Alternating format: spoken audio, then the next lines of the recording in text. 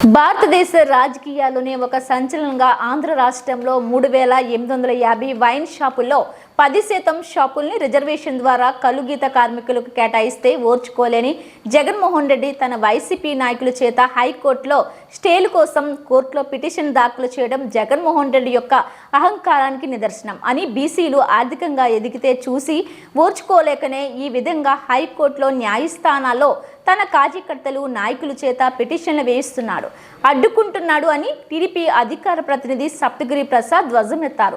ముఖ్యమంత్రి చంద్రబాబు నాయుడు బీసీలను wine shop యజమానులుగా, బార్ షాప్ యజమానులుగా చేసి ఆర్థికంగా ఉన్నత స్థానంలో పెట్టాలని తాపత్రయపడుతుంటే అది చూసి తట్టుకోలేక బీసీలు కూడా వైన్ షాపులా, బీసీలకు కూడా బార్ షాపులు దక్కడమా, బీసీలుగానే ఉండాలి అనేటువంటి ఒక కుట్ర బుద్ధితో జగన్మోహన్ రెడ్డి ఈరోజు పన్నాగాలు పన్నుతున్నాడని ఆయన విమర్శించారు.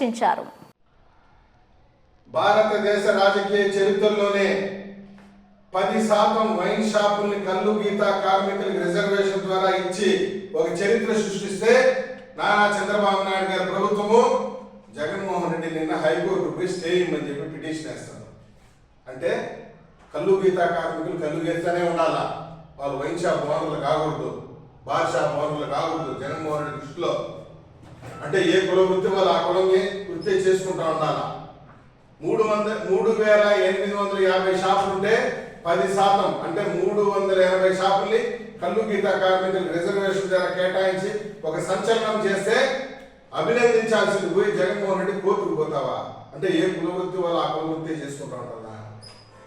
కల్లు గీత కార్మికులు కల్లు గీస్తా ఉండాలా, నాయ బ్రాహ్మణులు వాళ్ళ కుల వృత్తి చేయాలా, రజకులు వాళ్ళ కుల వృత్తి చేయాలా, వడ్డర్లు వాళ్ళ కుల వృత్తికి పరిమితం కావాలన్నా, వాళ్ళు వైన్ షాప్ యజమానులుగా, బార్ షాప్ యజమానులుగా కాకూడదా? కాబట్టి జగన్మోహన్ రెడ్డి నిన్ను పాతాళానికి తొక్కేసినా కానీ నేను మార్పు లేదు. కాబట్టి నిన్ను పతనం చేయడం పక్కా అని కూడా ఈ సందర్భంగా తెలియజేసుకుంటూ 380 షాపులు కల్లు గీత కార్మికులు కేటాయించిన నారా చంద్రబాబు నాయుడు గారికి హృదయపూర్వక ధన్యవాదాలు, కృతజ్ఞతలు తెలియజేసుకుంటాం.